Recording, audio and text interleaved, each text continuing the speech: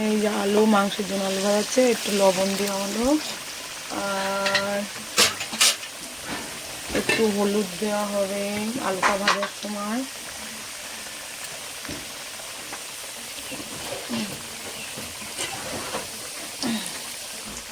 এই যে মাংস রান্না হবে আজকে, চিকেন। তার জন্য পেঁয়াজ কুটে নেওয়া হয়েছে, পেঁয়াজটা ঝিরিঝিরি করে কুটে নেওয়া হলো। আমরা পেঁয়াজ বেটে দিই না। আলুটা ভেজে রাখা হলো, তেলটা গরম হলো, এবার দেবো পেঁয়াজ। পেঁয়াজটা লাল লাল করে ভাজা হচ্ছে, আর যাবে জিরে বাটা, যাবে আদা বাটা, যাবে লঙ্কা বাটা, রসুন বাটা, চই ঝাল, আর যাবে এই যে টমেটো দুটো পেস্ট করে দেওয়া হবে, মশলাগুলো যাবে। আর এই যে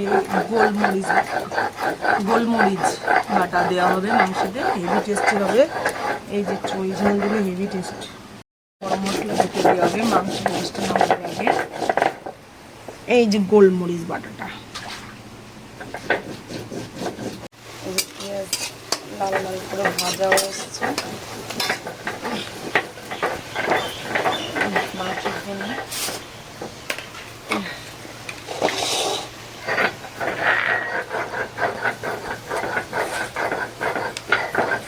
যাবে হাফ চামচ জিরে বাটা, যাবে 1 চামচ আদা বাটা, 2 চামচ আদা বাটা, 2 কিলো মাংস। আর যাবে রসুন বাটা 2 চামচ, আর যাবে এই যে টমেটো, আর যাবে চই ঝাল, আর যাবে লঙ্কা বাটা,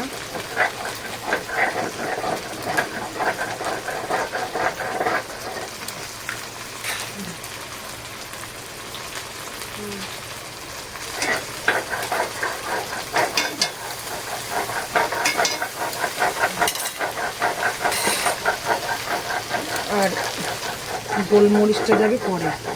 আর দেওয়া হলো লবণ, হলুদ 4 চামচ হলুদ, 2 চামচ লবণ দিয়ে ভালো করে মশলাটা কষিয়ে তারপরে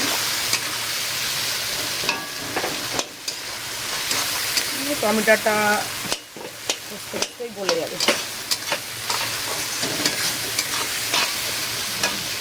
এই যে চইটা দেখুন কি সুন্দর কালার এসছে। চই এখন গাছে হয়, এটা মাছের ঝোল বা মাংসের দিলে খুব সুন্দর হয়।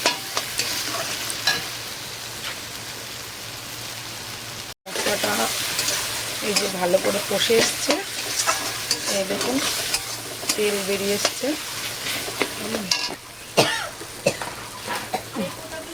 এই যে এরপরে দেবো এই মাংস,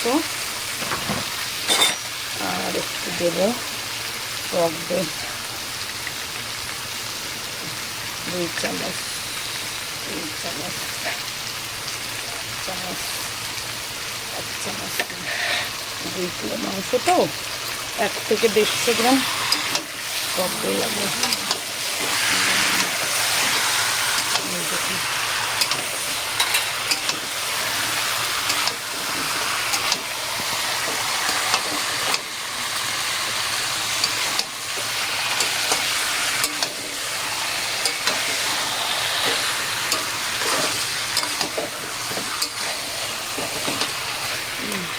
দেবো গোলমরিচ বাটা, এই যে গোলমরিচ বাটাটা, গোলমরিচ আর চই দিলে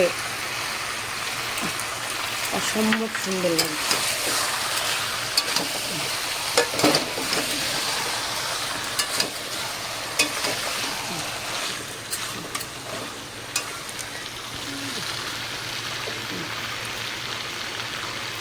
এই যে আলুটা দেওয়া হলো, দিয়ে কালারটা কেমন আসছে, এবার জলটা দেওয়া হয়। জল দেওয়া হলো, একটু উঠলে নামাবো গরম মশলা। কি রে